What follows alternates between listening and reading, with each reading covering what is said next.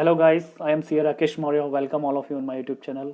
Friends, आज मैं आपके साथ डिस्कस करने जा रहा हूँ section 206 AB of the income tax act which is inserted and applicable with effect from first day of July 2021।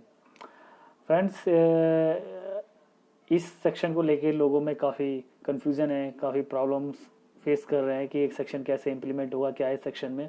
तो यही डिस्कस करने जा रहा हूँ मैं आज आपके साथ। तो बने रहिए वीडियो में और स्टार्ट करते हैं।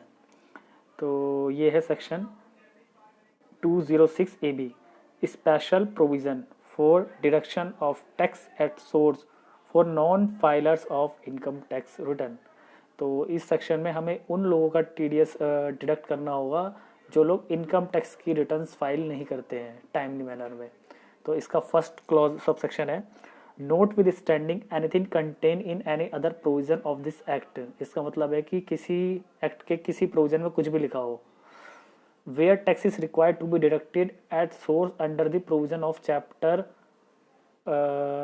17B other than section 192, 192, 192A, 194B, 194BB, 194LBC or 194N, or any sum or income or any amount paid or payable or credited by a person hereafter referred to as deducted to a specified person, the tax shall be deducted at the higher of the following rates, namely at a twice the rate specified in the relevant provision of the act or at a twice the rate or rates in force।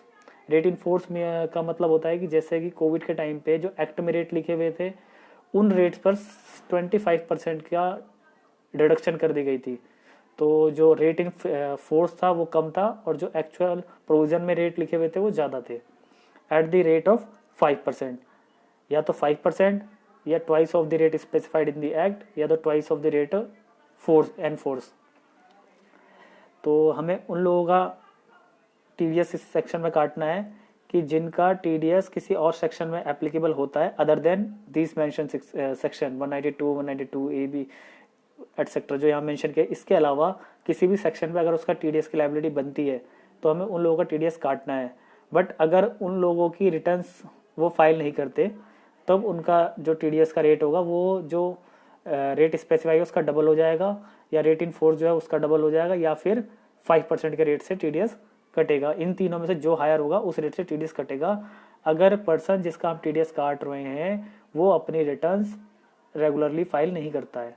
Second section subsection देखेंगे, if the provision of section 206A is applicable to a specified person in addition to the provisions of this section, the tax shall be deducted at a higher of the two rates provided in this section and in section 206AA.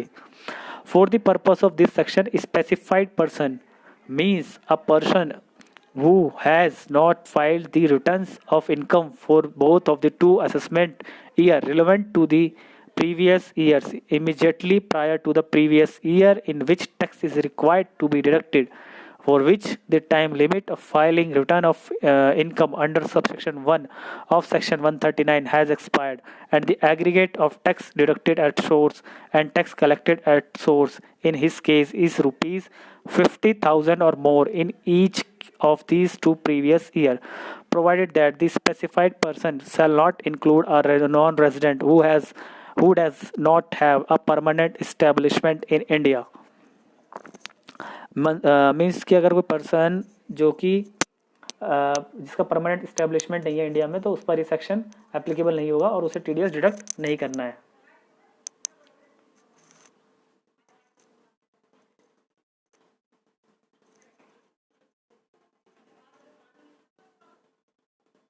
For the purpose of this subsection, the expression permanent establishment include a fixed place of business through which the business of enterprises is wholly or partly carried on. That's it, friend. Hope you all understand this video. Thank you, friend. Thanks for watching my video.